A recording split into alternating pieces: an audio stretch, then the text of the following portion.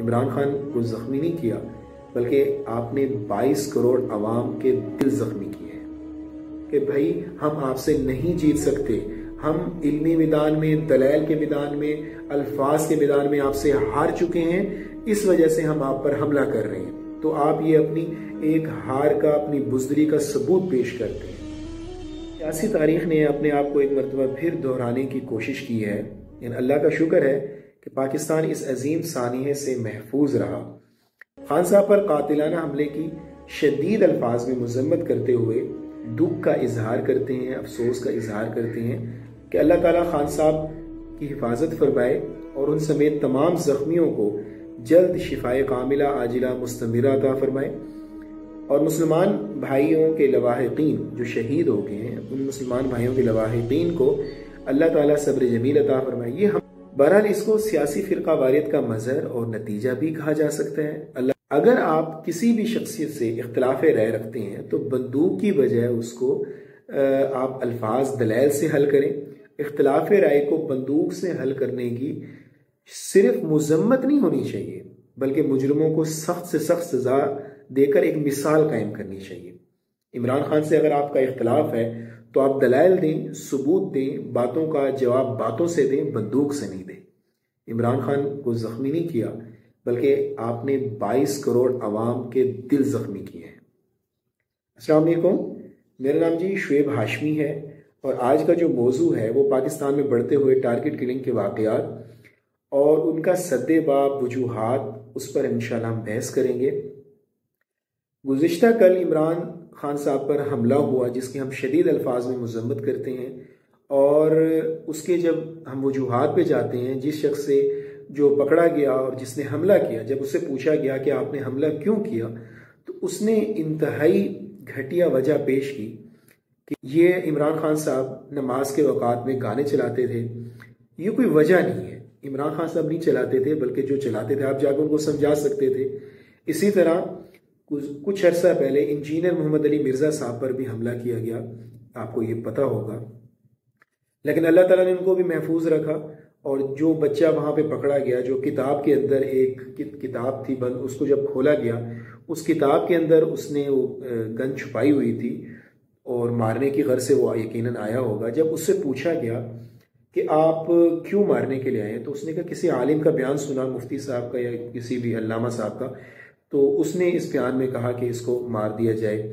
واللہ عالم، یہ کیا ہے، یہ زیادہ پولیس زیادہ بہتر جانتی ہے۔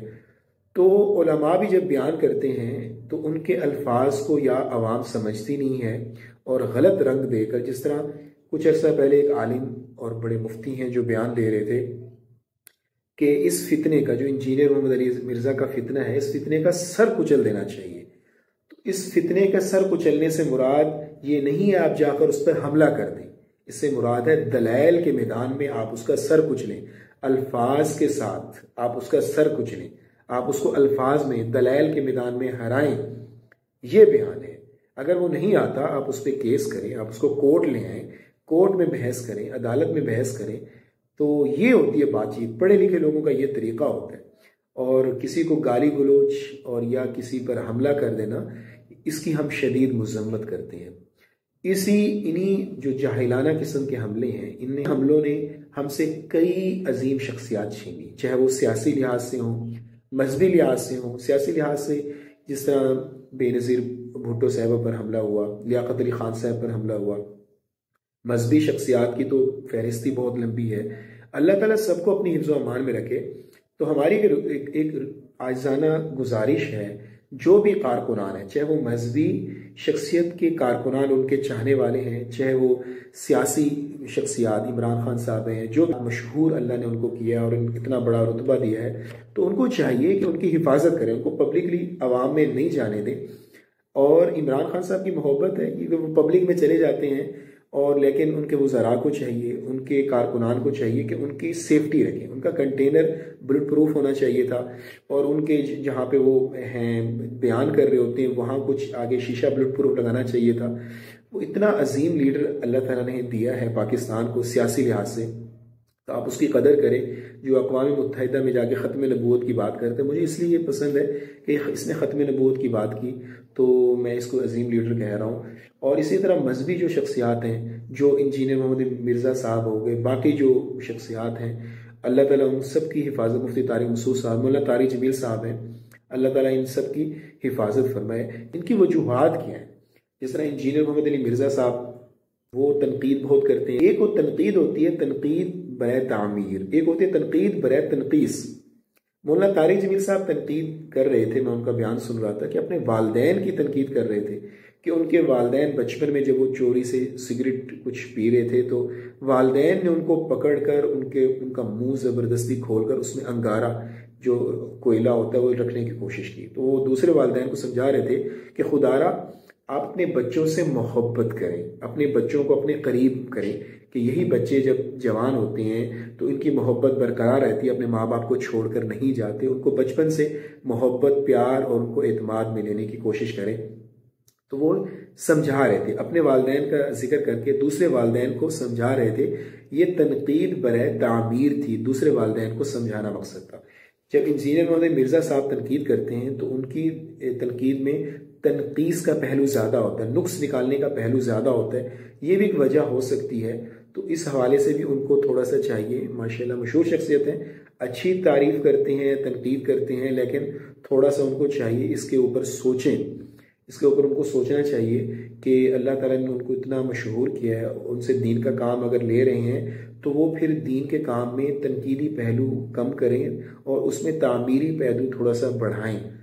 اور اسی طرح اور شخصیات ہیں، مفتی تقی عثمانی صاحب ہیں، انہوں نے اپنی حفاظت کے لیے گارڈ رکھے ہوئے ہیں. مولانا طارق جمیل صاحب، مفتی طارق مسعود صاحب، یہ سب مشہور شخصیات ہیں. تو اپنی حفاظت آپ کو کسی حد تک ضرور کرنی چاہیے. آپ بالکل ویسٹرن ممالک میں بھی چلے جائیں، وہاں پہ بھی جو مشہور شخصیات ہوتی ہیں وہ بھی اپنی حفاظت کے لیے کچھ نہ کچھ کرتے ہیں. تو آپ خود اختلاف کو اختلاف کی حد تک رکھیں، اختلاف رائے کو بندوق سے حل کرنے کی کوشش مت کریں، اور اختلاف رائے کو اگر حل کرنے الفاظ کے میدان میں آئیں، علمی میدان میں آئیں اور ثبوت دیں. باتوں کا جواب باتوں سے دیں، باتوں کا جواب لاتوں سے، بندوقوں سے، ان چیزوں سے مت دیں. ہم ان تمام حملوں کی جو عمران خان صاحب پر ہوئے ہیں، انجینئر محمد مرزا صاحب پہ ہوئے ہیں، یا کسی بھی اور شخصیات پر یہ لوگ کرتے ہیں، شدید الفاظ میں مذمت کرتے ہیں. ان کو سخت سے سخت سزا ملنی چاہیے تاکہ یہ ایک عبرت بنے ان دوسرے لوگوں کے لیے جو بغیر سوچے سمجھے ایک ایسے شخص کو جا کے مار دیتے ہیں جو کسی کا باپ ہوتا ہے، جو کسی کا خاوند ہوتا ہے، جو کسی کا بھائی ہے. آپ نے عمران خان صاحب کے کل کے واقعے میں دیکھا کہ وہاں 3 بچوں کا باپ، جب وہ عمران خان صاحب کو بچا رہا تھا اس حملہ آور سے، تو جب وہ اس کو گولی لگی تو کوئی اس کے قریب نہ آیا. اس کے 3 بچے پاس کھڑے، اور سوشل میڈیا پہ یہ بڑا ان کی پکچر بڑی ٹرینڈ کر رہی ہے. تو جب اس پکچر کو دیکھتے ہیں تو شدید دکھ ہوتا ہے کہ ان یتیموں کے سر پہ ہاتھ کون رکھے گا. میری حکومت سے بھی درخواست ہے کہ ان کو چاہیے کہ جس شخص نے عمران خان کے اوپر حملہ کرنے والے شخص کو دور ہٹایا عمران خان صاحب سے، اس کو بھی تھوڑا سا دیکھنا چاہیے. اور جو شخص مر گیا ہے اس کے تو ان کو ضرور ان کا خیال ان کے بچوں کا کرنا چاہیے. ان کے بچوں کو تعلیم، ان کے بچوں کے اوپر یتیم ہو گئے ان کے سر پہ ہاتھ رکھنا چاہیے. اللہ تعالیٰ ہم سب کو محفوظ رکھے، اللہ تعالیٰ پاکستان کو کسی بڑے سانحے سے محفوظ رکھے، اور عظیم شخصیات جو بڑی شخصیات ہیں اللہ تعالیٰ ان کو بھی اس طرح کے جو حملے ہوتے ہیں ان سے محفوظ رکھے. پاکستان ہمیشہ سلامت رہے، اسلام ہمیشہ سلامت رہے، اسلام کا نام روشن رہے. ہم دنیا کے لیے آئیڈیل ہیں. دو ہی ریاستیں اسلام کے نام پر بنی تھیں، ایک مدینہ کی ریاست تھی، ایک پاکستان کی ریاست ہے. اس ٹائم پوری دنیا کی نظریں پاکستان پہ ہیں، ایٹمی پاور ہے. اپنے اس ملک کا خیال کریں، اس ملک سے پیار کریں، اپنی فوج سے پیار کریں، اس کو بدنام مت کریں، اور اپنے جو مشہور شخصیات ہیں ان سے پیار کریں، ان کو طریقے سے، ان کو دلائل کے ذریعے آپ ہرائیں. جو آپ جس کو بھی مارتے ہیں، چاہے وہ صحافی ہے، چاہے وہ کوئی سیاسی لیڈر ہے، چاہے وہ مذہبی لیڈر ہے، یہ آپ ثبوت پیش کر رہے ہوتے ہیں کہ آپ ہار گئے. آپ نے ہاتھ کھڑے کر دیے ہیں کہ بھائی ہم آپ سے نہیں جیت سکتے، ہم علمی میدان میں، دلائل کے میدان میں، الفاظ کے میدان میں آپ سے ہار چکے ہیں، اس وجہ سے ہم آپ پر حملہ کر رہے ہیں. تو آپ یہ اپنی ایک ہار کا، اپنی بزدلی کا ثبوت پیش کرتے ہیں. اللہ تعالیٰ سب کو محفوظ رکھے، اللہ تعالیٰ سب کو دین پر عمل کرنے کی توفیق عطا فرمائے۔ پاکستان زندہ باد، اسلام زندہ باد۔ اللہ حافظ۔